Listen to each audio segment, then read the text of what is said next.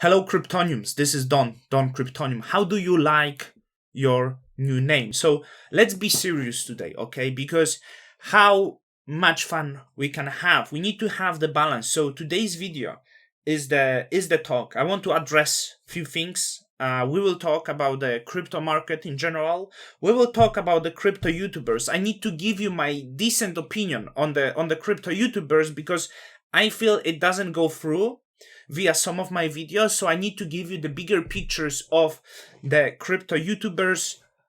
We could talk about also what I think will survive in the future. How will crypto look in the next few years, maybe, right? So this is important. And also, I want to address my hairline because there was some talk and I want to be fully open because Don Cryptonium is always honest and always open.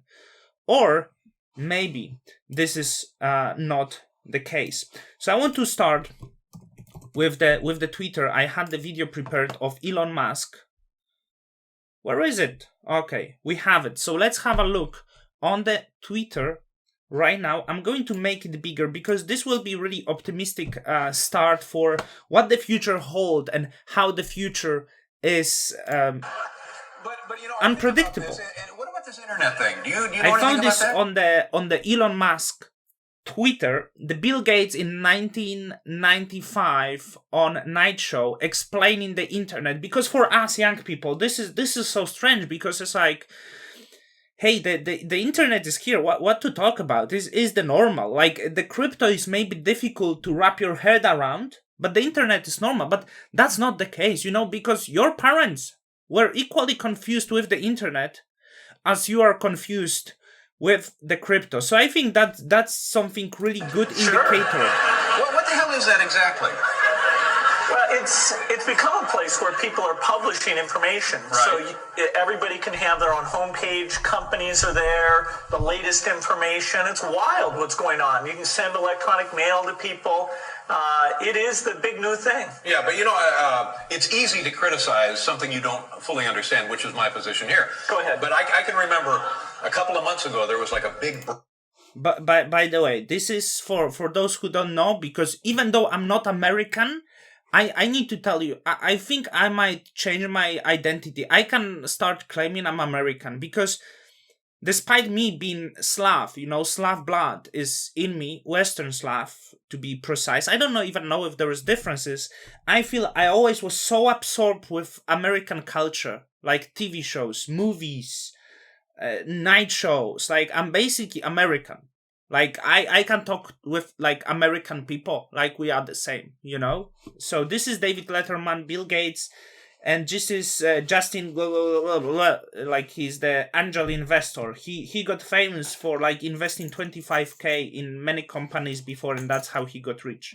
That's how you get rich. You invest 25k in like all of the companies, and you wish you would be lucky. So he's like the Gary V without the making mistake of investing, because Gary V, like, is still this day, but Gary Vee is now doing well. Like, Gary Vee is still this day saying, like, if I would invest this 25k in Uber, but I didn't. So Justin is the guy who was like, I did invest 25k in Uber, right? Breakthrough announcement that on the internet or on some computer deal, they were going to broadcast a baseball game. You could listen to a baseball game on your computer. And I just thought to myself, does radio ring a bell? You know what I mean? I still listen to radio in the car, which is quite strange. I'm a little bit old-fashioned. But by the way, I still like radio personalities. Like I like Howard Stern. Like, which is strange because he seems to be outdated, but I watched his movie. Like, what was this? Like the movie about like based on his book, I was finding him funny. I thought he was a very good radio host. I don't watch him much, but I was fan of Howard Stern before. There's a difference. There is a difference. It's not a huge difference. What is the difference? But you can listen to the baseball game whenever you want. Right. Too. Oh, I see. So it's stored in one of your memory deals, Exactly. and then you can come That's back the a year RAM thing later. you talked about earlier. Yeah. Do tape recorders ring a bell? It's so easy now to look back on that and say, well, it's global, and it's free, and it's accessible 24 hours a day for free. And anybody can publish to it. Whereas only a small number of people can publish. So we know what this is about. This is the tweet of Elon Musk, and he's the friend with this Justin. So what the Elon claiming here? Oh, this is actually quite old. I'm surprised. It's December 20 that it popped out today. So what Elon's saying, like, I'm not saying that Elon is like all the like holy grail of this world, but Elon is saying, I'm not suggesting Web3 is real. Seems more marketing buzzword, and I do agree, than reality right now. Just wondering what the future will be in 10, 20, or 30 years. So, we all like to talk about Web3, but it basically doesn't exist at this moment. It's the buzzword, And there was a lot of hype recently about it being reality right now, but from like, I can tell you my feeling, it's not reality right now. We actually don't really know what will be the Web3, and from what I can see happening in the crypto, like about Web3, it just doesn't seem like it's going to work, and that would include metaverse. So here I want to, because many YouTubers were talking to you like month, 2 months ago, everyone like Lark Davis, BeatBoy Crypto, fucking like Crypto Banter, they all talking about the metaverse gaming, mega gains, because this metaverse gaming is happening right now. But when you look deeply into this, it's like, it's nonsense. It's not going to happen. And I will tell you why. When you look in most of these gaming metaverse projects that is built, and that would include the Alex Becker project, right? Because everyone is making the game right now. But if you would look deeper with this, many of these projects, they collected maybe 5, 10, 20, even $50 million. Even if we go with $100 million, this is impossible to make the solid development of the metaverse game across the next few years. So what I would expect, most of this metaverse, more people gonna lose money betting on metaverse than people are going to make money on the metaverse. And actually, like, when it comes to metaverse and Web3, I believe that Facebook, despite all us hating on Facebook, Google and other companies, we all will be part of this metaverse that will be created by them. And the reason for that, what I believe, you can give me like opposing view, unless someone else will become really big. These companies have really massive resources, and often issuing the token by the small project is not the best idea, because we try to understand that, hey, crypto is this decentralized thing and stuff like this, but crypto can be decentralized, but it doesn't have to be. So sometimes for better execution, these metaverse companies could choose the standard route of the startup being supported by Facebook and others, and choose to do regular IPO as the company, because that will be easier for them to execute everything. And as we get the decentralized thing, that works, like this is it. I feel this is easier to get abandoned. Like, people are like, oh, I don't want to do it anymore, and there is no judgment, no nothing. While if these companies would go the standard route, like Facebook, etc., trying to build the metaverse, they actually have the plan, and they will have to execute. So don't be surprised as these small, metaverse projects cease to exist, and the ones that will be success will be actually centralized company. So this is my first thought. We're starting with metaverse, which is part of the Web3 that would understand. Then the other thing is, I like to think, what is the Web3? What is the Web2? Like, I like to be in philosopher. So, we have front end of the internet, which could be domains. And I have the bet on this, which I don't recommend to anyone. But, if some of these projects that actually bet on the metaverse, whether it could be computing, whether it could be the naming protocols, the very basic, the front layer of the metaverse and the the very front layer of the Web3, the basis. If some of this can be successful, that would make probably a lot of money to the people. But also it's very risky, because at this moment we absolutely have no idea what the Web3 will be. Like, you can think because the YouTubers tell you that they know what is the Web3, but we absolutely have no idea what is it going to be. And every bet on this is very risky, but some of this project will be beneficial. So that's about the gaming. The other project I want to touch here, because we have smart contract platforms, and I think we have such a big rise of smart contract platforms, and I wonder like what the future is going to bring. So we have lead by Ethereum, right? Everyone knows what's Ethereum. I guess smart contract platform is like quite confusing. You can deploy the smart contracts, right? So like your apps, let's say, but there is so many, like we missing how many of the platforms like start appearing over here, right? Look, we have Ethereum, we have Solana, we have Cardano, we have Polkadot, Polygon, which is Polygon is, it's not, is it smart contract platform? Yeah, it is, but it's like layer 2 for Ethereum. Am I right? Like just correct me. I'm not a fucking like crypto expert, and who cares? Because you cannot predict.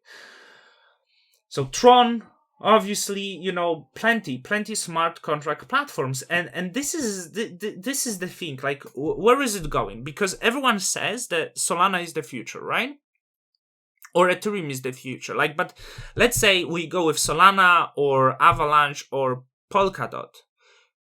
Every year we will be able to develop the better and faster technology. So right now the Solana has, 80,000 transactions per second, but if in 2 years we'll have Project Hey, it's million transactions per second. Then a few years later we have 100 million transactions per second. So I would think, is it a better bet for actually underperforming platforms that already have big ecosystems of the developers that build on them? Or we should rush trying to find new, better technologies without assurance that we will have the ecosystems? Because at the end game is that the one who will be able to attract the developers at first, and then community will win the race. And right now, the best position for this is Ethereum, because it already has great ecosystem and great smart contracts written on this, and it would be Compound, Aave and others. And when you look at these other L1s like Solana, Avalanche, Polkadot, etc., there is not that much of the innovation happen, because all of this ecosystem, what they do, they copy basically Ethereum ecosystem and make it better and faster, right? Is it good strategy? Like, is it good long-term strategy? And you can see with this as, if this would be the strategy, hey, we make better, faster things coming all the time, year after year, the money would be keep flowing to the new projects, which is like quite of like maybe not sustainable. So this is the thought, like where the smart contract platforms goes. I would go like choose the ones that seems to have the most vibrant and strong ecosystems of them all. By the way, I was keep telling you Cardano is shit. Nothing happens there. Like, and also like there's some like XRP. XRP could be centralized company. I don't know why they have token. Cardano, like quite outdated. Shiba Inu, like it's still weird that it's doing something here. So that's interesting position we are here. Bitcoin was innovation. This is like, let's say like Bitcoin has its source. So like someone coming to claim, hey, there's a new Bitcoin, like it's stupid idea. You should never go into this, because the fact that someone come to you and tell you, hey, it has bigger blocks than Bitcoin, it doesn't really matter. It doesn't really matter. You need to understand importance of certain thing before claiming something is better than the other thing. I want to address the YouTubers, because there is like many people, when I make video on BitBoy, everyone agree, they say BitBoy is shit. When I do on Run, when I do on Lark, when I do on Journey Crypto or anyone else, people are like, I get, people come in and say, hey, you wrong, man. They help to make me money. So I want to address, because I don't care what they do. What I'm trying to say to people is the fact that they are not really crypto experts. What you could assume watching them, they are basically crypto influencers. There's no difference between Lark Davis being always bullish, smiley, sweaty, red on the face, to the sexy model that you have on the Instagram promoting the swimwear. There's no difference between that. And it doesn't make the model of the Instagram, I don't know, the fucking perfect swimmer. Like, I don't know what swimwear like that. Like, it's not this, but that's actually what you're watching here. You see, like the fact that the Instagram model will promote the surfboard. It doesn't mean she is a surfer. And the same, the fact that Lark Davis talk about crypto, it doesn't mean he's crypto expert. And that's what I want you to understand.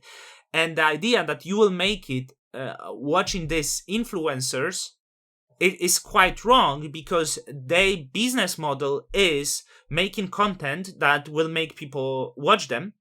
So what's the content that will make people watch them? Is basically the things that are trending right now. So let's say last month there was metaverse trending, was massive speculation. So they pull this content because this is trending, and that's what people watch because they think is the future. Is the future, like, it will, the hype will die down in a few months. But you can actually see what is happening there. As they talk about this, they also incorporate, like, here is the 5 great metaverse that I think they will be great. And this is like every few days. I believe if we connect all YouTubers, there will be 100 games being promoted in 1 month.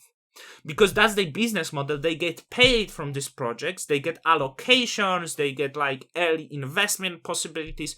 So this is why this is not the way to actually make it, because them giving the great insights is not their job, and it's not their business model, which could really fail. Because I wonder what will be the business model of Lark Davis, of like especially Lark Davis, because this guy is like happy every day. Lark Davis, if you Google, I want to talk about this Kobe interview because these insights are from this interview. So I want to listen to Kobe. Like, you will find out who he is and what he does. I do really like to listen to him. So let's see, Lark Davis. This guy is like, hey, you see, like, if you go, did you see this Bitcoin news? Big crypto news. 5 ways to get crypto, like breaking Bitcoin news.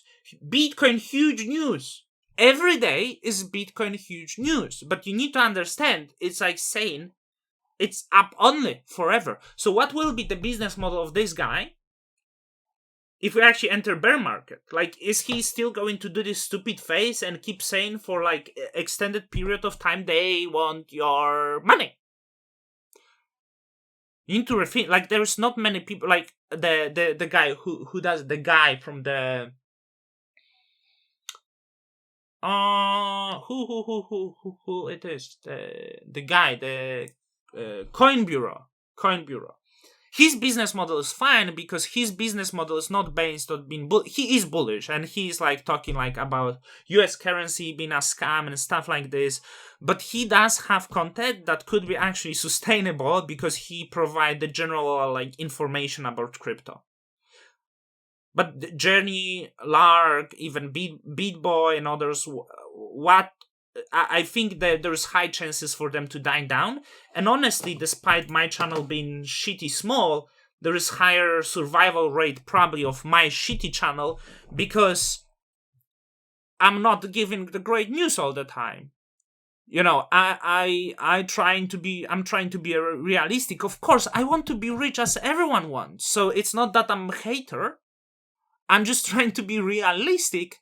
Not only for 1 year, but maybe for extended period of time. And if you really want to get great thoughts, look, I'm already 3 hours in this Kobe interview. Great insights. Kobe was in crypto since 2012, and he tried, like, I'm basically condensed some of the insights that I got from this interview. So maybe I link it down, like follow his Twitter account that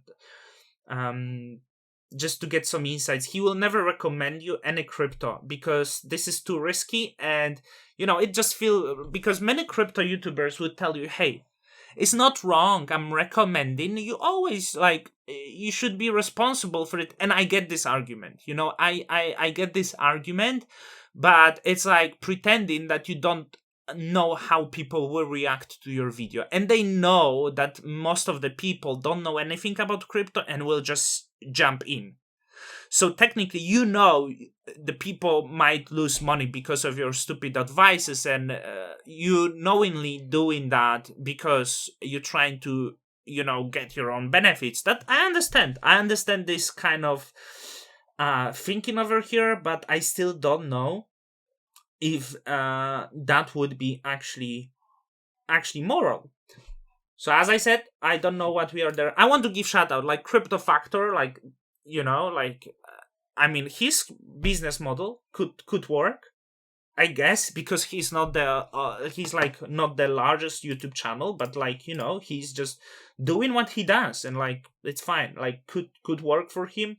There was like one thing that I think could relate. Like, I know some Hex people watch me. I'm not a fan of Hex or anything like this, but like there's great insight, and it was something I was telling like before, that my concern is when the cryptos that are designed to pump, like, will, as they get bigger, they will struggle because they are dependent on the constant cash flow in to actually pump, and this is why I think there will be difficulty as we will be getting the bear market. I don't know how high it will go, so like it's not that, like, you shouldn't send me like the daily or monthly charts, right? A shout out to Austin, by the way, because like there is the big risk of that, and you should understand the human's behavior of that. And the last thing, my hairline, people, my hairline. So there was many opinions that like you balding, it's because high testosterone. Like my testosterone is extremely high, right? Like I owe this. Like I tried to do the testosterone tests and I broke the lab. Like the diagnostic tools exploded because my testosterone was actually that high. But anyway, like I'm 31 year old on 31st December. And I was checking my teenage pictures, and I like to dye my hair. I had colorful hair.